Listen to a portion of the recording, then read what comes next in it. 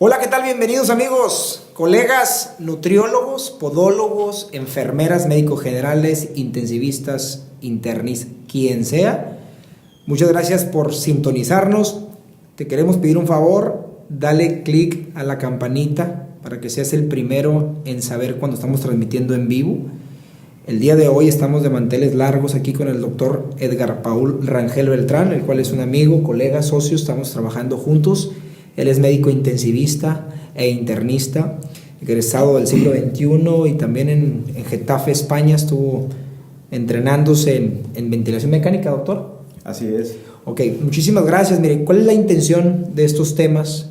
Estos temas creemos que toda persona que tenga contacto con un ser humano y que tenga, pues, que esté tratando a un ser humano, de manera muy básica, de manera muy sencilla, el doctor nos va a transmitir el tema que creemos que es el primer tema de todos estos temas que vamos a mandar aquí, estar hablando aquí en Doctor Labrada Academy, porque la única intención, doctor, es compartir. No decimos que sabemos más que los demás, simplemente compartir. ¿Cómo la ves, doctor? Eso de compartir la información y nuestros resultados, compartir. Sí. Bueno, primero, gracias por confiar en mí y por invitarme. Voy a hacer el esfuerzo por darme a entender. Efectivamente, no lo sabemos todo, no sabemos nada. O sea, vamos a compartir un concepto, hasta una experiencia, y darnos a entender un poquito para estar más o menos en la misma, digamos, criterio. Claro, esto es lo que les comentaba, que la finalidad de este canal es hablar sin tapaduras, hablar pues dejando el ego un poquito en la casa guardadito. ¿Por qué? Porque fíjate qué curioso, en los temas académicos sí requerimos medicina basada en evidencias, requerimos un rigor científico, pero muchas veces eso está lejos de lo que pasa en la práctica clínica. Voy a poner un ejemplo y el doctor nos va a dar otros ejemplos en su especialidad. El ejemplo muy claro de las estatinas, que para algunos criterios hay una evidencia que sustenta que son la panacea y que hasta antitumorales son. Y hay otro 50% que dice que ya no, que esto pues está dando de manera indiscriminada y está provocando más daño que bien. Así en tu especialidad, doctor, me has comentado que hay información de ciertas corrientes y la contraparte. ¿Qué nos puedes decir eso? Así es, como decía mi maestro, puedes torturar a los números hasta que confiesen lo que tú quieras. ¿Qué significa eso? Que puedes publicar un trabajo, un ensayo, una serie de casos, hasta un metaanálisis inclusive, y si hay conflicto de interés y eso, se manipula la información a veces y se contradice lo que era ciencia definida, ¿no? Exacto. Entonces, vámonos a lo conceptual, a lo funcional, a lo fisiológico. El cuerpo humano en 20,000 años no va a cambiar, creo yo. Entonces, si explico el concepto y la fisiología, por más metaanálisis que haya, no van a modificar los trastornos del equilibrio ácido-base, que es de lo que voy a hablar, y cómo se compensa automáticamente y cómo se manejan. Y esto es una medicina de hermandad. O sea, yo te comparto, probablemente no estés de acuerdo con lo que yo digo, sin embargo, estamos abiertos aquí en nuestra clínica. Siempre, por lo regular, está un médico podiatra o un podólogo rotando con nosotros, y un nacional y un extranjero, no más compartiendo, simple y sencillamente para que llevemos una mejor práctica, porque hay cosas que yo me he enterado por colegas que funcionan y no necesariamente la he visto publicada y tengo buenos resultados, y allí en otras ocasiones no. Vamos a ir directo al punto. El doctor nos va a hablar del equilibrio ácido-base. Es un tema apasionante, en lo personal me encanta, y creo que cualquier médico o cualquier especialista que esté manejando debería de conocer estos conceptos, porque son la vida, doctor. O sea, prácticamente. Así es. De hecho, un criterio de estado de choque, que es la antesala de la muerte, de eso se muere todo el mundo, es la acidosis. El cuerpo tiende a estar ácido y es de lo que nos morimos, de acidosis, realmente. Okay. Hay que comprenderla y voy a hacer un esfuerzo por transmitirles. Y estos temas que el doctor va a plantearnos en la mesa, es cómo los agarro yo, cómo los tomo para mi práctica clínica, porque hablamos de acidosis, pero también podemos hablar de acidez. Y acidemia y acidosis son cosas muy distintas. Exactamente, entonces esas cuestiones que nos van a dar unas herramientas poderosas y cumplir con el propósito. Esta herramienta va a ser de mucha utilidad. Agréganos tus comentarios, no hay ningún problema. La retroalimentación sobre todo y siempre aportando a esto, porque esto se va a hacer, estoy seguro, este es el segundo video de muchos que vendrán y con muchos invitados y con mucho valor y de bastantes especialidades, pero creo yo que el tema es, nosotros nos dedicamos a las heridas, al pie diabético, a la medicina funcional, al síndrome metabólico, la hipertensión. Bueno, ¿qué les puedo decir? Aquí tenemos al maestro, vamos a esperar que nos dé una cátedra sobre el equilibrio ácido-base. Muchas gracias, doctor. Perfecto, gracias. Hola, vamos a hablar de equilibrio ácido-base, los puntos claves. ¿Por qué equilibrio ácido-base? Porque el cuerpo tiene la tendencia a estar ácido. Acidemia, acidosis más bien dicho, es un criterio de estado de choque, que es la antesala de la muerte. De hecho, de los 4 trastornos que voy a describir, es el principal que deben comprender. ¿Qué es el equilibrio ácido-base? Bueno, tenemos miles de millones de moléculas de hidrógeno en el cuerpo y como no las podemos expresar así, se expresan logaritmos y se le llama pH, logaritmo negativo de la concentración de hidrogeniones, por llamarle así, sin mucha complicación. ¿Cuál es el pH normal de la sangre de un ser humano? Bueno, 7.36 a 7.44.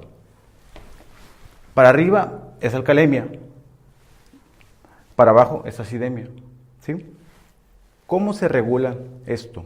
Bueno, miren, resulta que de inmediato cuando empiezas a retener muchas moléculas de hidrógeno o perder mucho bicarbonato, lo que en minutos se activa es el sistema respiratorio.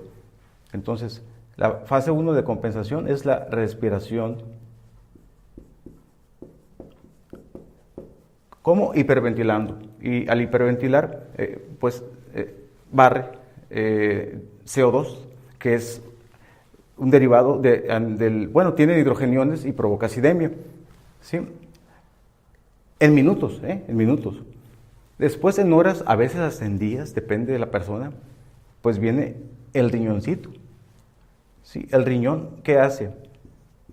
Empieza a retener bicarbonato y a soltar hidrogeniones, ¿sí? Es el más importante. Y hay una tercera y compleja que no voy a describir porque no es tan práctico. Las proteínas como tal, los amortiguadores plasmáticos son la tercera línea, ¿sí? Entonces, proteínas. Esto mantiene el equilibrio entre la entrada y salida de bicarbonato, que son las bases, y la entrada y salida de hidrogeniones, que es el ácido. Ahora, ¿cómo se categorizan los trastornos? Está muy fácil, miren. Solo para identificar un trastorno debemos tener en cuenta 4 variables: pH, PCO2, bicarbonato, ¿sí? De hecho, son las 3 variables nada más que con esas tenemos. ¿Cuáles son los trastornos ácido-base? Son 4. Acidosis metabólica, voy a abreviar acidosis respiratoria, AR, alcalosis metabólica y alcalosis respiratoria. Voy a ponerle aquí unas rayitas para... aquí. Bueno, con los principios que dije, ¿qué pasa si el pH baja? O sea, el logaritmo negativo de la concentración de hidrogeniones. Quiere decir que estás sacando bicarbonato y reteniendo hidrogeniones. Entonces baja el pH. Ojo, acidosis metabólica es el trastorno que mejor se debe comprender, es el más complejo, el más frecuente que van a encontrar y tratar, el que mata, ¿sí? ¿Qué va a hacer el PCO2 de forma compensatoria? ¿Qué va a hacer? Pues el organismo va a hiperventilar, de inmediato va a empezar a barrer CO2 y va a bajar. ¿Y el bicarbonato? Pues es la causa directa, la pérdida de bases va a estar bajo. Entonces, clave, cuando vean todo bajo, es una acidosis metabólica. No hay vuelta de hoja. No hay que enredarse de que hay una hiperventilación y hay que moverle al ventilador si está intubado el paciente. No, cuando esté todo para abajo es una acidosis metabólica. Acidosis respiratoria, pH bajo, en efecto. Pero aquí la causa es la retención de PCO2. Está incrementado y el bicarbonato de forma compensatoria pues puede estar incrementado. Ojo, si el bicarbonato está disminuido aquí, hay dos cosas, acidosis respiratoria más metabólica. Eso lo vamos a ver en un algoritmo que les voy a poner ahorita. Alcalosis metabólica, pH alto. ¿Por qué? Porque hay retención de bases de bicarbonato. Y de forma compensatoria, el PCO2 bien se puede mantener o inclusive subir un poco. Entonces puede estar incrementado. Alcalosis respiratoria, pH bajo, es acidosis. Alcalosis respiratoria, sí. El pH va a estar alto, sí. El PCO2 va a estar pues, bajo y el bicarbonato bajo para compensar. No tiene nada de complejo hasta aquí. ¿Qué provoca en el cuerpo esto? La acidosis es la más importante. ¿Qué provoca? Baja contractilidad cardíaca, vasodilatación, provoca depresión, resistencia a la insulina como tal, potasio alto. La alcalosis, ¿qué provoca? Baja el potasio, baja el calcio, hay tetania, vasoconstricción coronaria, puede infartarse un paciente, gasto cardíaco no se modifica. A nivel orgánico, ahora voy a borrar esto. ¿Cómo saber lo más importante? La causa. La causa. Hay tres conceptos que no los quiero aburrir mucho, que tienen que tener en la cabeza para encontrar la causa. Uno se llama anion gap o brecha aniónica. El 2 se llama brecha osmolar. Se escucha complejo, pero no lo es. 3 es la delta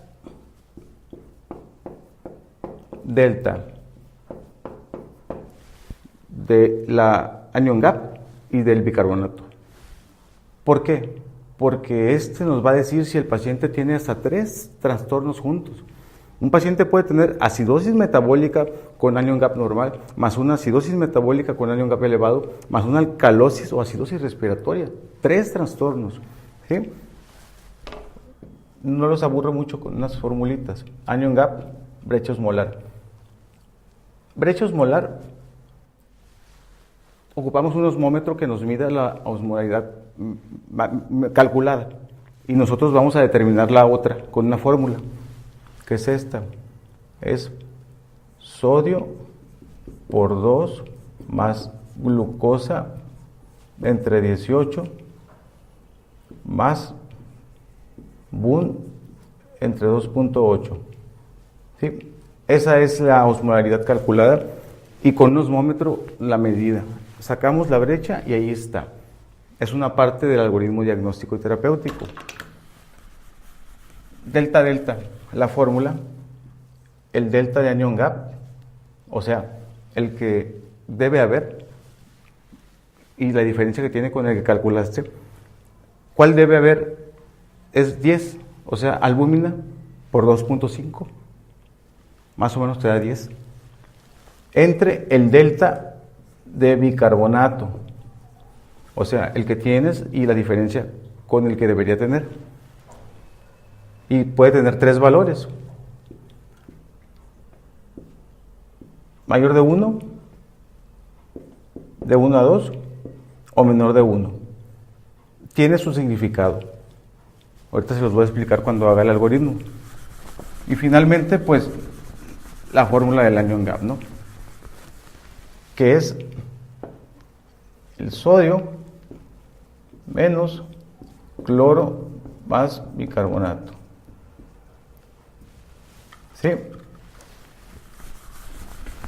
Teniendo esas tres fórmulas, podemos empezar el abordaje diagnóstico. Ya sabemos cómo se autorregula el cuerpo. Ya sabemos, pues, más o menos qué variables debemos tener en cuenta para clasificar y diagnosticarla. Ahora, las causas, ¿cómo obtenerlas? Vamos a empezar con la más importante, que es donde me voy a llevar la mitad de la plática. Acidosis metabólica, la que mata, la más frecuente. Resulta que hay un algoritmo muy famoso y me encanta. Acidosis metabólica. Todo para abajo. pH bajo, PCO2 bajo, bicarbonato bajo. Es acidosis. Acidosis significa pH bajo más trastorno orgánico, porque acidemia es pH bajo sin trastorno orgánico. Son dos conceptos diferentes. Y lo divide así, con anion gap incrementado, con anion gap normal. ¿Sí? Esto lo obtienes con una gasometría. Hay tres causas de para que no se enreden, o sea, facilito. ¿Por qué está acidótico? Y le meten agua y le meten bicarbonato y no mejora. Está fácil. Anion gap incrementado. Bueno, hay que ver si tiene acidosis láctica o si tiene cetonas o si tiene insuficiencia renal aguda o crónica. Ahí está, con eso. Una gasometría ves el lactato, debe estar abajo de 2, arriba de 4 es acidosis láctica. Las cetonas no te las reportan como tal, la acetona, el beta-hidroxibutirato, pero sí en un nego salen cetonas positivas. Y elevación de creatinina u oliguria. Ya sabes que tienes una acidosis metabólica de anion gap incrementado. Y si tienes cetonas o lactato o incremento de creatinina con oliguria, ahí está la causa. ¿Sí? Sin anion gap. Aquí se pone un poco más complejo porque se divide con brecha osmolar positiva y brecha osmolar negativa. O sea, calcular la osmolaridad y con un osmómetro medirla. ¿Sí? Y de ahí para abajo, aquí no hay pierde, está fácil. Una diarrea, una fístula. Pero tiene la brecha osmolar incrementada. Se pone más complejo, porque ya hay que medir ahí la brecha osmolar urinaria y sería complicarnos mucho medir electrolitos urinarios. Nada más les digo que existe y los diagnósticos a los que vamos a llegar con eso son rarezas como acidosis tubular renal tipo 2, tipo 4, tipo 1, ¿sí? Entonces, aquí tubulopatías renales. Y depende cómo esté el bicarbonato y el potasio, así como el pH urinario, vamos a saber cuál de las tres es. No nos compliquemos, nos quedemos con eso. Evaluamos potasio, pH urinario, el fracción excretora de bicarbonato en orina y ya la clasificas. ¿Cuál es el más frecuente? ¿A cuál le damos tratamiento? A estas tres. Con líquidos y bicarbonato o sustituyendo la falla renal.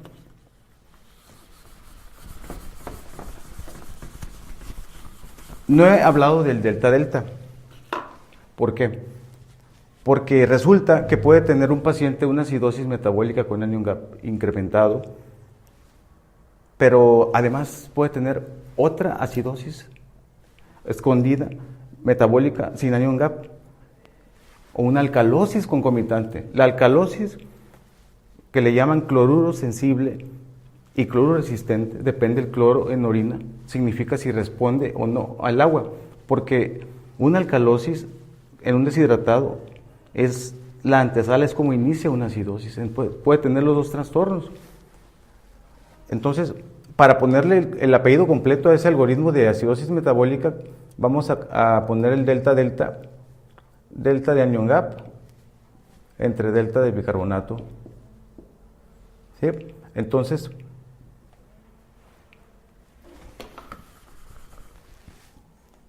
mayor de 1, 1 a 2, menor de 1.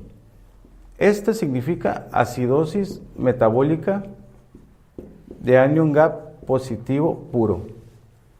Este significa acidosis metabólica con anion gap positivo más una con anion gap negativo.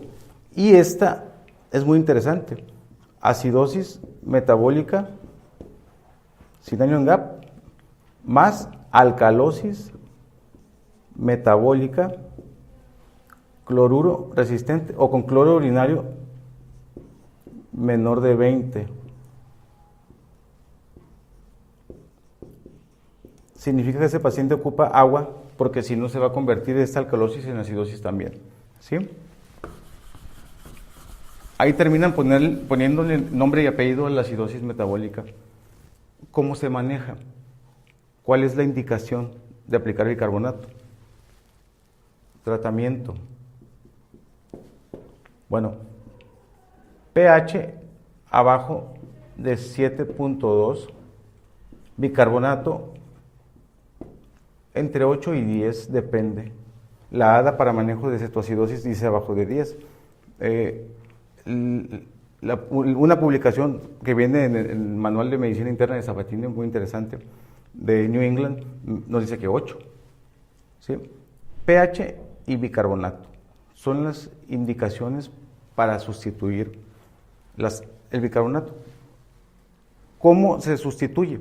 Hay frascos de bicarbonato que tienen 49 miliequivalentes cada frasco en 50 mililitros, y hay ampolletitas que tienen 8.9 miliequivalentes. Cada frasco son 5 ampolletas. No es pasar un frasco o 5 ampolletas en menos de media hora porque provocas vasoconstricción coronaria. ¿Cómo saber cuántos le voy a poner? Pues se calcula el déficit de bicarbonato, ¿sí? Y es el bicarbonato que tiene ideal menos el real por peso por 0.5. Te va a salir el déficit de bicarbonato. Y ya depende de los miliequivalentes que se sumen, son la cantidad de ámpulas o de frascos que se van a infundir. Puedes ponerle 20 ámpulas de bicarbonato para 2 horas, porque cada 5 ámpulas es media hora. ¿Sí? Y ese sería el tratamiento de una acidosis metabólica pura. La alcalosis metabólica es mucho más sencilla, nomás aprendan que se divide entre cloruro sensible y cloruro resistente, o sea, el que responde a agua y el que no. El que tiene un problema hormonal e hipertensión y el que está deshidratado, que se va a convertir en acidosis, que tiene un delta abajo de 1. Y los trastornos respiratorios, acidosis respiratoria y alcalosis respiratoria, son un tema que lo dejamos más para ventilación mecánica y trastornos ventilatorios. Solo deben aprender que hay una fórmula para saber si hay correlación entre PCO2 y bicarbonato. Tenemos así, ¿sí? pH bajo, PCO2 alto, bicarbonato alto. La fórmula de Winters, que es bicarbonato, 1.5 por bicarbonato más menos 8. Si esto se correlaciona con el nivel, con el PC2 que tiene en la gasometría, está compensando. Si no, ojo, porque ahí abajo, o escondido, hay un trastorno metabólico. Yo creo que hasta ahí es suficientemente práctico explicar los trastornos ácido-base. ¿Cuáles son los niveles? ¿Cuáles son las causas que provocan en el organismo? ¿Cómo se alteran las variables? ¿Cómo se clasifica? ¿Cuál es la más importante? ¿Qué fórmulas tener en mente? ¿Qué papel tiene la alcalosis metabólica y la acidosis y alcalosis respiratoria? 4 fórmulas, un algoritmo, una tablita, un rango, es lo que se tienen que aprender para entender equilibrio ácido-base. Yo creo que es hasta el momento suficiente. Yo espero preguntas, comentarios y estoy a sus órdenes. Muchas gracias por haberme escuchado y pues es todo, ¿no? Espero sus comentarios que siempre son bienvenidos. Muchas gracias.